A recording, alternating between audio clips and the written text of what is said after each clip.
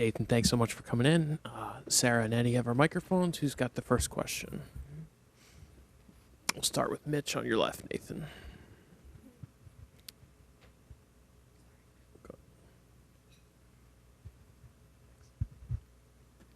Nate, you guys have been so good at this year at kind of turning the page after games like last night. Mm-hmm. Kind of, how did you guys go about that last night and this morning, and what are kind of the general vibes around the team right now? I mean, it's over with. That's one thing that is really good about this team is we're good at turning the page. Clubhouse is where it needs to be, and we're ready to go. And the last time you guys faced Cam Schlittler, you were very effective against him. I'm just wondering what you liked in that approach and what you're trying to bring into today's game. I mean, he's one hell of a pitcher. One of the best fastballs in the league. Just so happened last couple of times we faced him, he didn't quite have command over it. But today we expect him to have it, and we expect to hit it. Go behind to Keegan in the fifth row. Right there.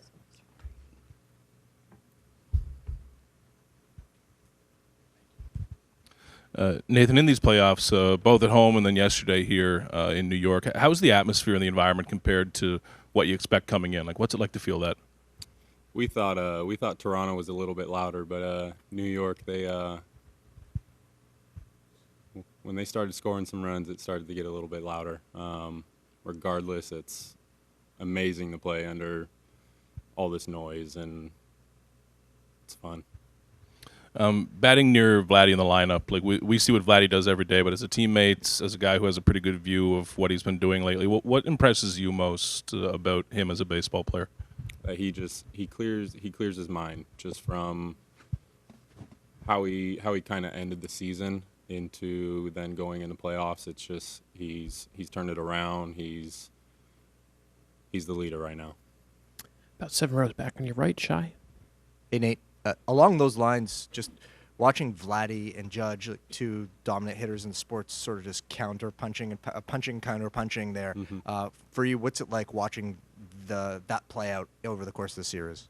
I mean, it's two of the best going head-to-head. Obviously, I'm taking Vladdy. I'm taking Vladdy today, and it's just been fun to watch. And when you're in one of these postseason series, similar, I guess, to the regular season, but maybe a bit more intense because you're probably seeing different usages.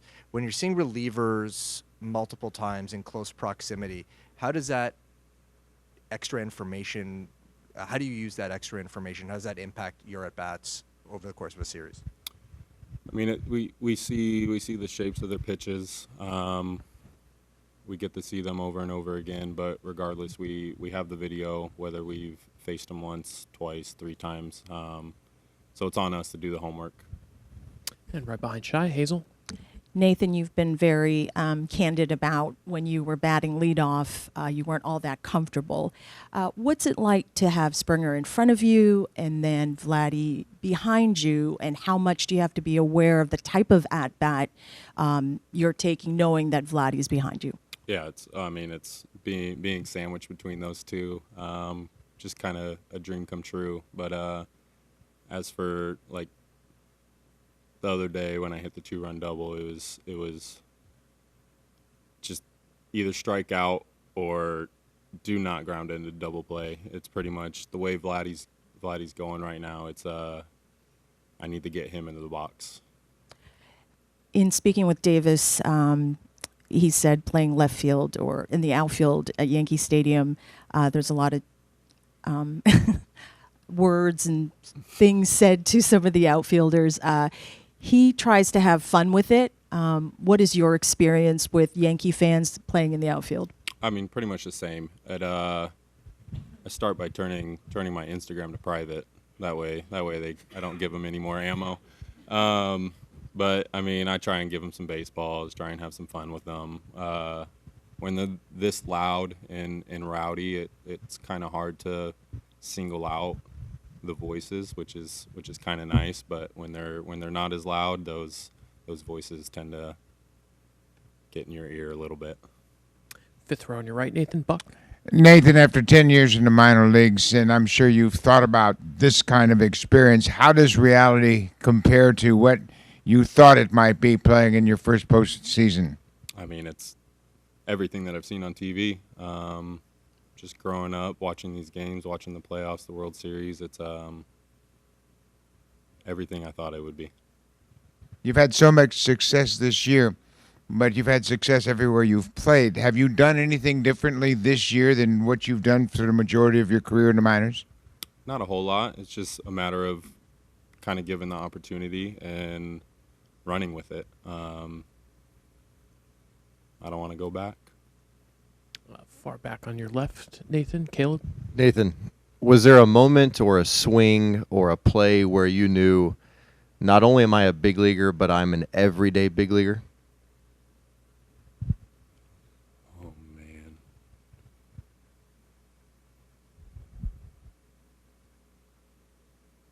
I don't even know. There's plenty. Trying to think to the beginning of the season and any swing that helps the team, I guess every RBI, every sack bunt, drag bunt, squeeze, hit and run, kind of they all just blend together. Other questions for Nathan? All right, Nathan, thank you so much for coming in. Appreciate it. All right, we'll get started with Schneider. Who has the first question? We'll start with Hazel in the back.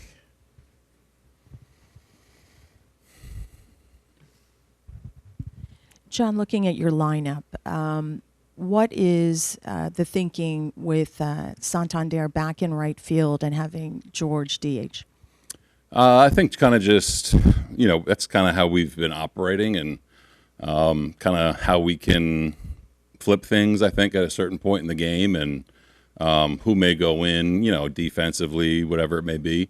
And those guys are aware of that. So I think just trying to keep everyone where they have been and knowing that we can kind of change it up if needed.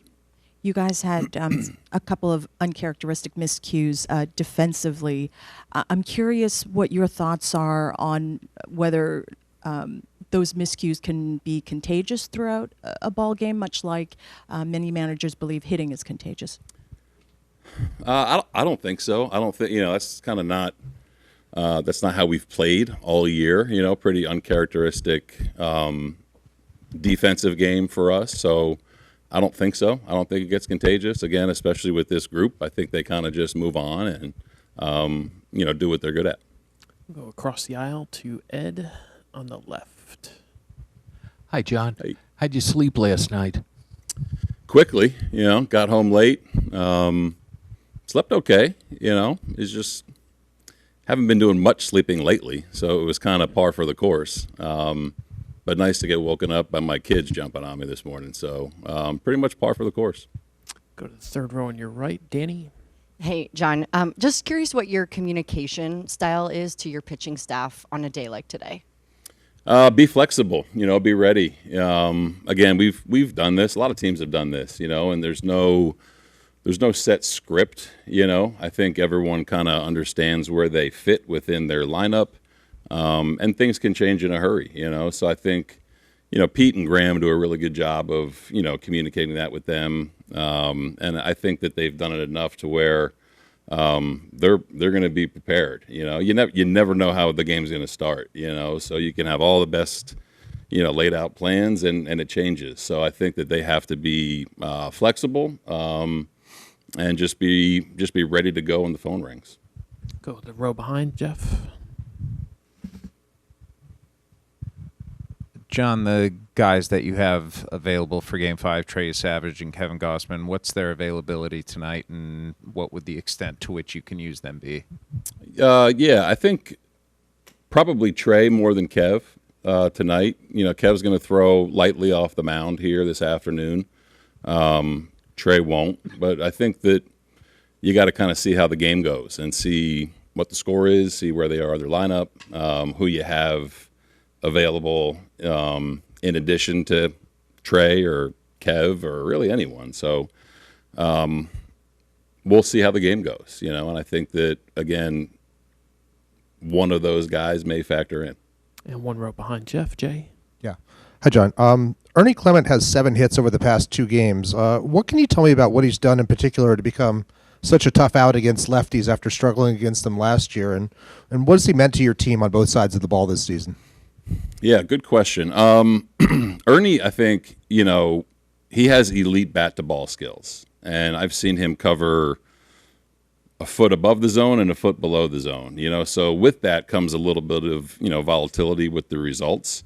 But Ernie is not scared of any situation. I think his play kind of shows that, the way he plays the game, whether it's on the bases, on defense, or at the plate. And I think he's pretty confident right now. When you get into the postseason and, stakes are a little bit higher, guys like that tend to kind of rise to the occasion, just guys that just play the game the right way. So lefties, I think that he's made adjustments with his approach, and I think he understands a lot more today than he did, last year or even a month ago, kind of how teams are approaching him. I think everyone knows he's a pretty aggressive swinger. So I think kind of taking that into his approach as well and hunting certain spots. But he's meant a lot to the team. You put him anywhere, I remember him saying, like, you can put me behind the plate, I'll catch. I think he was actually our emergency catcher at one point. So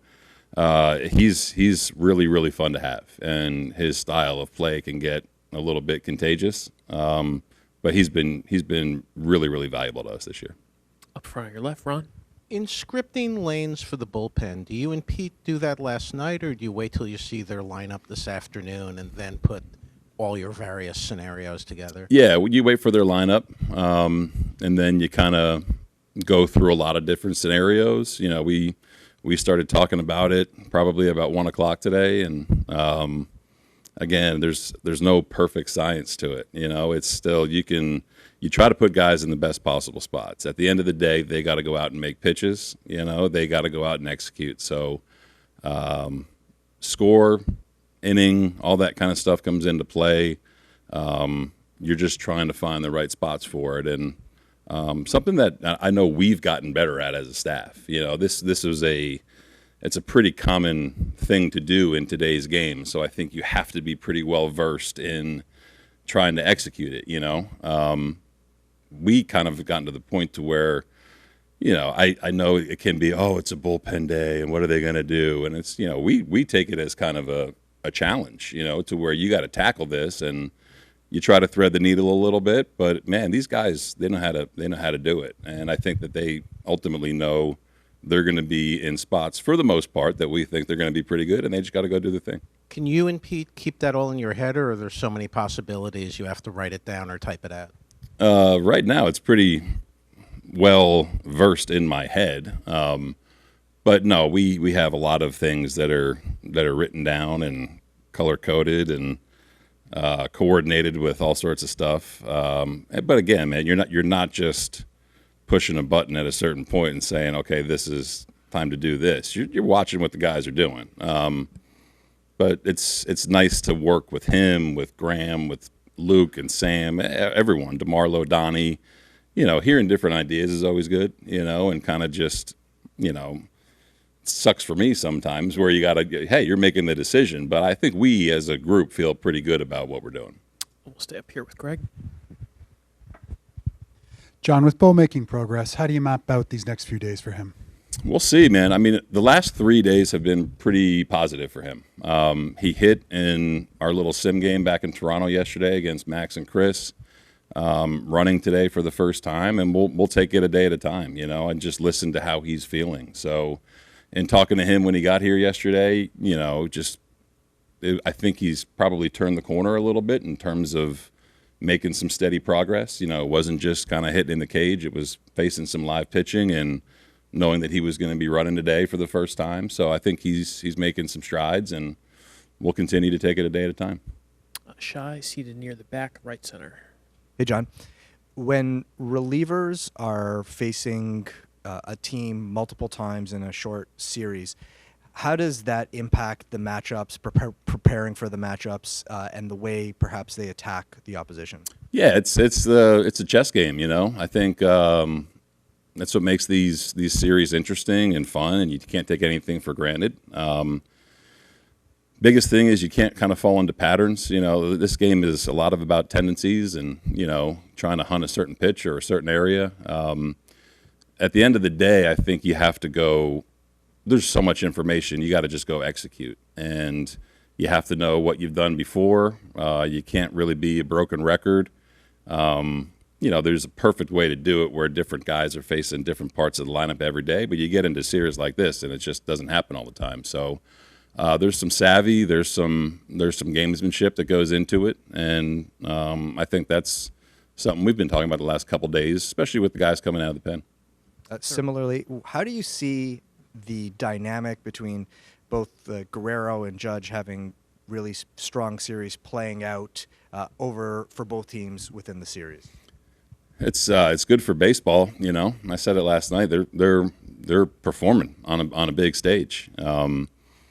I think it's cool for the sport to see that, to see some big name guys doing that. But I think it's, you know, more importantly, I think, you know, you can't get caught up in that too much. You know, I think we've talked about, you know, 9-on-1. We've talked about, you know, 13 guys contributing every single day. So I think the minute that you feel like you have to do it all yourself is when things start to go the wrong way. But yeah, it's been kind of as advertised with those two guys. You know, what they've done against, you know, what Vlad's done against them and what Aaron's done against us, you know. So I think it's a guy you're aware of for sure on both sides. Third row, your left, Ben. Hey, John. So we're learning pretty much now that Trey is available out of the bullpen. When did those conversations happen between you guys and Trey to let him know that this might be something that you would ask of him? A while ago. I mean, I think that's why we did this in the minor leagues with him, you know, and it's, you know, I said part of the draw of game 2 was using his flexibility if we need it. So, again, it's not like a foregone conclusion we're going to use him. You know, we got to kind of see what plays out. But I think that in the probably weeks leading up to him even being called up, you know, that was something we started to look at in AAA and handled it well. And, you know, we'll see where today leads. Fourth row, right center, Mike. John, you guys wouldn't be where you are if you weren't good at turning the page on a loss and, you know, bouncing back the next day. But you guys hadn't blown a lead that big all year, and it was a closeout game, chance to put away this team in this place and stuff. Is there any different feeling putting that, you know, after last night's game and coming here today, putting that behind you and moving on? Honestly, no. You know, I think that these guys have been through enough, and, you know, we've all been through enough where, I mean, you know, this team's not going away. You know that they're not rolling over by any means. So baseball happens. I always say baseball happens. You know, there's always a first time for everything, and it gets magnified in the postseason. But that wasn't the feel coming into the clubhouse after the game last night. It's definitely not the feel in the clubhouse today. You know, so it's every loss sucks. You know, every loss is the same, whether it's by 1 run or whether it's by 20. You know, every loss sucks. But I don't really feel much different than, you know, how it's been all year, where you got to come, formulate a game plan against a good pitcher, formulate a pitching plan for your own staff, and go out and compete your ass off. Finish up 6 rows back on your far left. Hi, John. Something very hard-hitting. Got to ask you about the white panel hats. You were on something of a hot streak with the white panel hats. Last night didn't go your way. I know you said you only packed that one for this trip, but what's the thinking around the hat and the rest of the postseason? To be honest with you, I don't even know if we're wearing this today. I did bring my other hats. I kind of just said that in real time. But, yeah, I don't know what we're wearing. This was the one that was sitting in my locker, so I assumed we were wearing it. We've been playing well with them, right? So if we're rocking them, that's great. All right, we'll be on the edge of our seats for the Yeah. cap decision. Check us out at the Anthem, see what we're wearing. All right, Yeah. thanks, John. Thanks, Appreciate guys. it.